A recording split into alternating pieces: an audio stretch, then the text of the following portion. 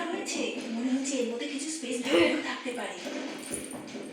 এই জায়গাটা সিক্রেট রুমের জন্য ভালো জায়গা হতে পারে। আমি আরো দেখবো যেটা ভালো হবে সেটাই আমি করবো। চলো দেখা যাক। সিক্রেট রুমের জায়গা খুঁজছে।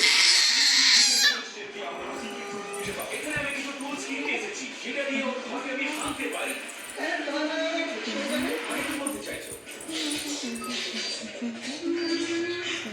আমি এখনো পর্যন্ত কোনো জায়গায় খুঁজে পাইনি কাউন্সিলের কিছু।